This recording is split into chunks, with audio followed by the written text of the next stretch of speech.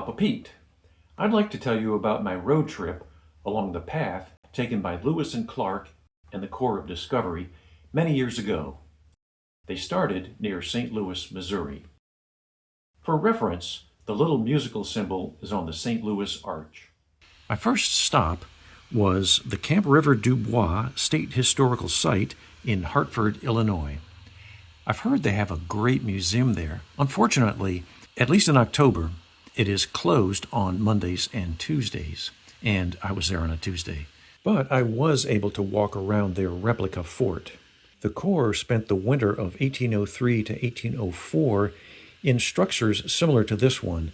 From here, I crossed the Mississippi River into the state of Missouri and headed towards Ted and Pat Jones Confluence Point State Park.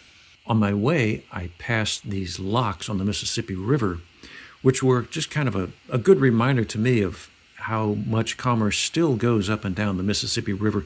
As you get closer to the point, things get a little bit more lush and bucolic, and when you get to the point, you find that it's a place where people like to hang out. There was one older guy that was searching around these rocks, and at one point he yelled, "I found it! I found the plug!" Of course, he was referring to a fishing lure, but his wife started joking about how he had pulled the plug and was going to drain the whole Mississippi River, or maybe the Missouri River, or maybe both. In any event, it was pretty amazing to be in the spot where these two gigantic rivers come together.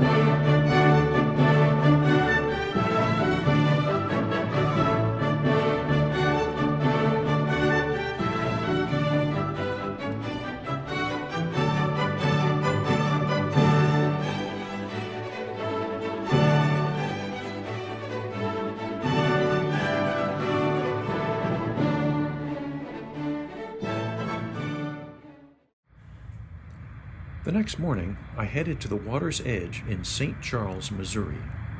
St. Charles is on the Missouri River, about 30 miles upstream of the confluence with the Mississippi. The Corps of Discovery officially set off on its journey from St. Charles in May of 1804, pretty much from this exact spot. In the background here is the Lewis and Clark Boathouse and Museum. This building has a great museum upstairs. In the garage below are 3 replica boats that were all tucked in for the winter. The boats are exact copies of the boats used by the Corps, and they are often taken out on the water in the summer, as shown on this postcard. Next, I drove to the small town of Sibley, Missouri, near Kansas City, to take a look at Fort Osage National Historic Landmark, which is actually a county park. Less than a month into their journey, both Lewis and Clark saw a tall bluff overlooking a large bend in the river and noted it would be a great location for a fort. 4 years later, William Clark himself returned to the bluff to oversee construction of a fort. It would serve as a military garrison and a center for trade with local Native Americans. Here there is a great museum and this replica building. Part of the replica was built on the original foundation, which, as I understand it, can still be seen below the line painted in red in the basement. Let's get back to 1804. The Corps turned to the north and continued upstream on the Missouri for hundreds of miles. Near today's Nebraska City, William Clark and a couple of soldiers spent some time hunting elk and deer to feed the Corps, not far from where I took this photo. Today, this is the site of the Missouri River Basin Lewis and Clark Interpretive Center. Here there is another great museum. Outside is a full-scale replica of the keelboat, the largest of the boats used by the Corps, that you can poke around inside and out. A few weeks later, Lewis and Clark held a formal council with leaders from several local tribes. The actual site is not accessible, so I found some bluffs in Iowa that were similar. Further north in Iowa is a monument to Sergeant Charles Floyd, who, amazingly, was the only member of the Corps to die during the expedition near today's Sioux City.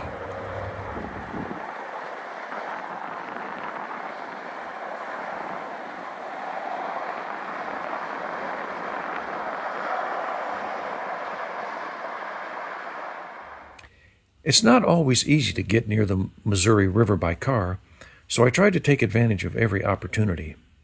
This dam is near Fort Thompson, South Dakota, and this abandoned farmhouse along State Route 34 caught my eye.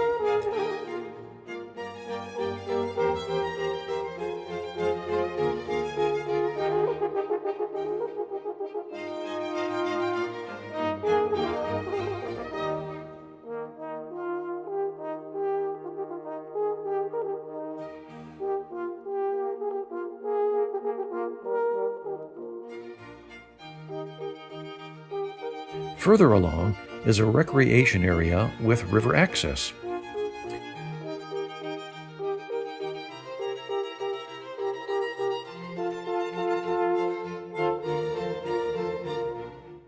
Just across from today's Pierre, South Dakota, the Corps had a tense confrontation with a group of Teton Sioux at the mouth of the Bad River, shown here. I stopped for a quick picnic in the town of Oneida, South Dakota, then headed back to the river. In both Dakotas, state roads along the east side of the Missouri are designated 1804 after the year of Lewis and Clark's upstream journey. South of Bismarck, North Dakota, are a couple of recreation areas, and to the north are several historic sites. The most significant is Fort Mandan State Historic Site near the town of Washburn. The Corps spent the winter of 1804 to 1805 in a structure similar to this replica. Inside are excellent displays of tools and weapons used by the Corps, items used for trade or gifts to local tribes, and imitation food representing the vegetables the Corps purchased from the locals. It was windy that day, but I couldn't resist launching the drone to put it all in perspective. This video ends looking upstream on the Missouri, which at this point was to the west.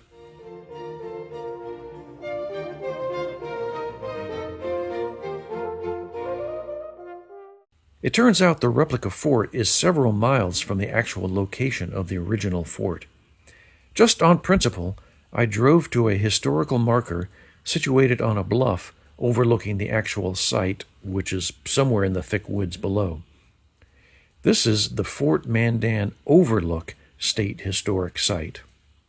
Also in the area is Knife River Indian Village's National Historic Site near Stanton, with its replica hogan and several vegetable gardens.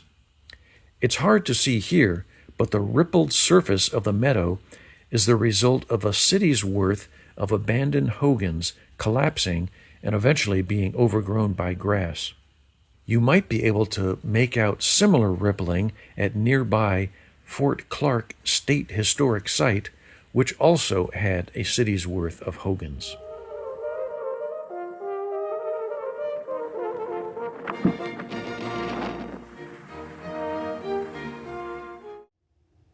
Hello again. What you just saw took place over the course of 4.5 days and equates to about 1 year of travel for Lewis and Clark. I could have taken a lot longer.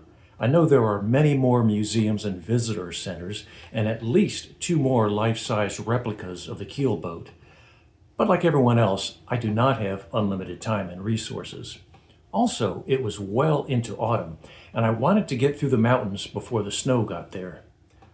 We'll see how that turned out in a future episode. Until then, so long from Papa Pete.